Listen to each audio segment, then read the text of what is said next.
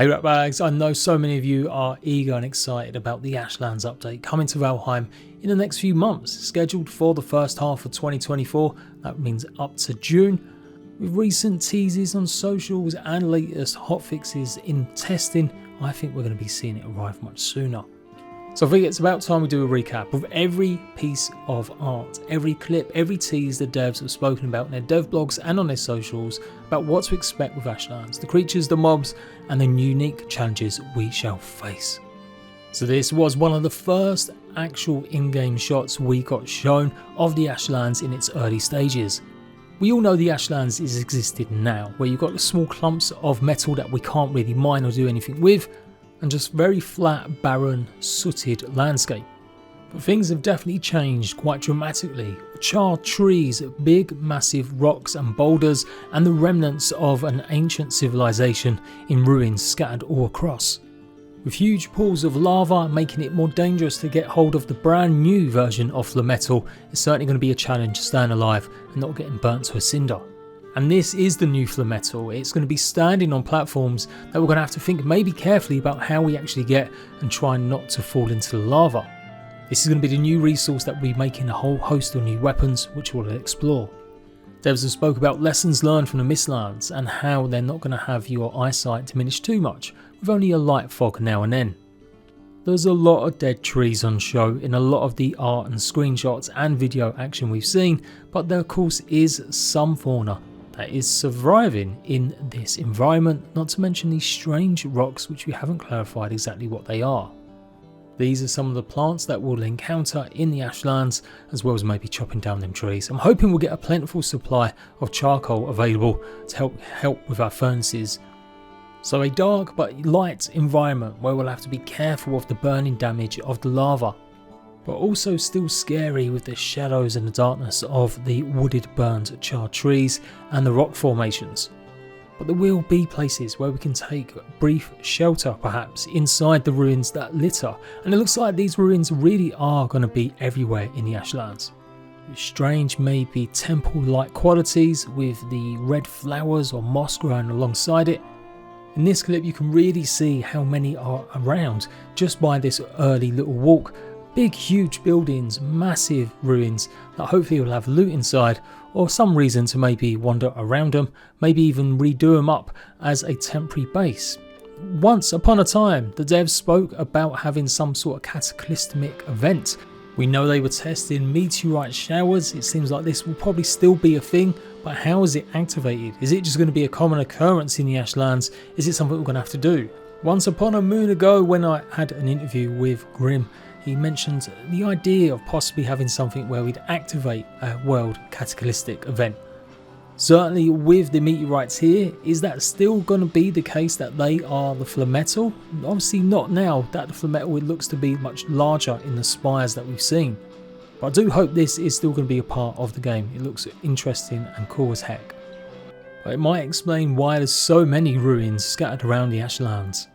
Of course, it's not all just ruins that we'll encounter. There will be proper forts and keeps that we'll have to gain access to using some of the new siege equipment. Early concept work gives us a real hint about what to expect, but we have now finally seen some actual in-game shots. But certainly important, is this where we're going to find a boss? Is it going to be just a series of harder dungeons to take on? The door looks pretty formidable and it looks like maybe the only point of entry is by using the new siege battering ram. Or are we going to be able to cheese our way in by building into these citadel fortresses? Most likely not. That doorway looks very specific, almost made out of something like copper or Flametal, that's obviously the name of it. And this battering ram isn't just simply a piece of wood, it looks like it has got some sort of machine or furnace on top. So I think there's going to be some sort of in-game mechanic where we have to construct this and we have to literally line it up and run at the doorways to gain access. And maybe this is the way that we're going to charge it. Although this could also be something to do with the brand new augmentations on weapons. We're presuming we're going to smelt Flametal down like normal, but maybe there's some more actions, especially maybe in augmenting our weapons. The battering ram isn't the only siege device that we're going to be using. Maybe pushing back some of the brand new charred mobs is this catapult, or as the devs are calling it, the doggerpult. So maybe more advanced mechanics of blowing a wall down rather than just a doorway, or is this just simply to take and filter out some of the mobs that will besiege us as we're trying to attack and making it a tug of war about gaining access? And as you expect in development, sometimes things don't work out 100% how they're meant to. But it's really cool to see the concept art for this and then see it fleshed out in game. They've obviously been testing and iterating a lot on it, but obviously both of these seem like they're going to be important. At first I thought a Lox might be pulling it, but it does look like it is made for one person to drag along like a cart. So moving on to the actual mobs and enemies, we've got the Twitchers. These guys will be rising up from these stones, and the only way to maybe stop them is by destroying these monuments to them. Early concept work showed very different versions of them, with two-headed little skulls and shaman-like type, but it seems to have evolved more into resembling the T-800 from Terminator, as that's been a direct reference voiced by the Valheim devs. So two distinct types of mobs within the chart. These Twitchers, apparently super annoying in how many will be attacking you unless you do get a chance to take out them stones, and maybe even more annoying than Grey Dwarves. These are the first level of mobs that you'll have to encounter and deal with, maybe the easiest, but certainly still annoying. Before moving on to them T-800 inspired creatures, more formidable, moving maybe not as quick, but infinitely more dangerous with heavier weapons and posing much more of a threat than the Twitchers. And if you thought you could run away, well, it does look like it's going to be ranged types too, with this giant bow that this one is holding. Even before we make it to the Ashlands, we may have to deal with these guys, the upgrade to the Sea Serpent, the Lava Serpents. Again, early concept shows how bony and I would say crab-like they are, with almost crustacean shells in them, before being given a little bit more riz in the most recent looks. One bite enough to take on our longships or our calves? We'll have to see. Of course, the creature that never nearly made it is the fallen Valkryies, apparently quite problematic in making it feel interesting. I'm really sadistically hoping these will just swoop out of nowhere, pick us up in their claws and take us to the heights, and then maybe pick at us before dropping. I'm anticipating they'll swoop in and we'll have to maybe use a good amount of range weapons or magic to hopefully take them down. Definitely a step up from the chart that we've seen in terms of mob progression and level, and understandably their wings have been shredded maybe by all the different falling meteorites. I don't think these guys are going to be carrying us to Valhalla. And again, from concept to actual incorporation, the Morgan. This guy has seemingly had some changes and certainly looks formidable, a mini boss like creature. Our clubs and hammers going to be the best thing to take on these skeletal creatures. Don't panic, devs have assured us there's plenty still in store. Like, who or what is this? Does it belong to a creature we'll encounter, or are these long forgotten bones of something that's eaten them? And not all creatures are necessarily out to attack us. Well, not unless we're actually dead. Looks like these guys, vultures, will be in the game, but they'll be the equivalent of other birds that might run away as we get close. Does seem that drops from enemies are going to be as important as they always are. What could these belong to? A sea serpent's tooth? A heart of a fallen Valkyrie? Either way, a lot of it's probably going to be going into new foods that we can expect. Apparently we do have mashed meat, a piquant pie, or a spicy marmalade. So maybe some of the earlier plants we saw is going to be some of the spice that goes into this marmalade. So after a full stomach, we're definitely going to need some new weapons to take on whatever dangers we face in the Ashlands. Yes, we've got some very plain looking weapons, new ones in fact, but it's about how they get augmented. That's the real big new addition with the Ashlands update.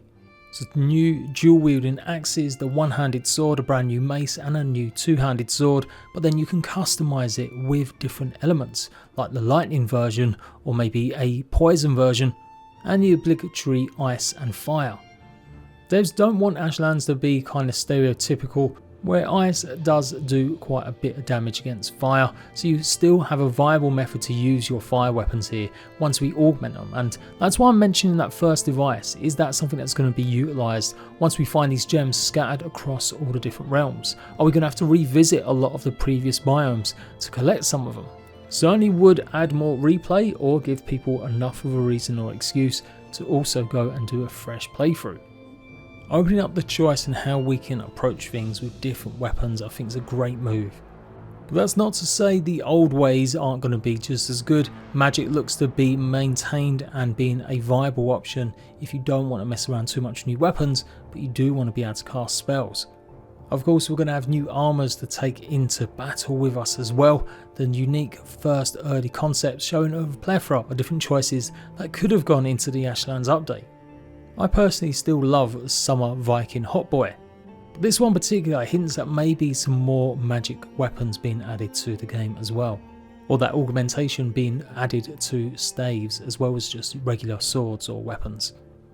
But after obviously much testing and showing us, the Valheim audience, what they were kind of going for, which ones you would like or prefer, and feedback, they obviously have settled for this. A typical sort of light, heavy and a maged ranged kind of character. Definitely give me more Nightmare Viking vibes this time. I did think that this was maybe a brand new mob, but it seems to have the same helmet as we showed off in the armour. But still maybe a question mark, as it does look still a bit different, although the axes obviously have some sort of ice augmentation on them. And although not much to show, apparently there's going to be over 50 brand new build pieces added as part of this Ashlands update. It seems like they're being unleashed finally to be able to provide a lot of what the fans want, which is lots of new unique buildables. Hopefully we'll see them teased or shown off in the next few weeks. And that pretty much draws us to a close. Seeing all the different types of mobs that have gone into the game, the work into the weapons and armours, the fortresses and citadels will be taking on to hopefully maybe stop a cataclysmic event or maybe causing it ourselves. Of course, still yet to be revealed the actual boss of the Ashlands, and I'm sure more surprises. I'm going to be there every step of the way. As soon as we get any more news or gameplay, I'll be the first to show you. I hope this video has been enjoyable. Let me know. I'll see you at Ratbags for more Valheim and survival game news soon.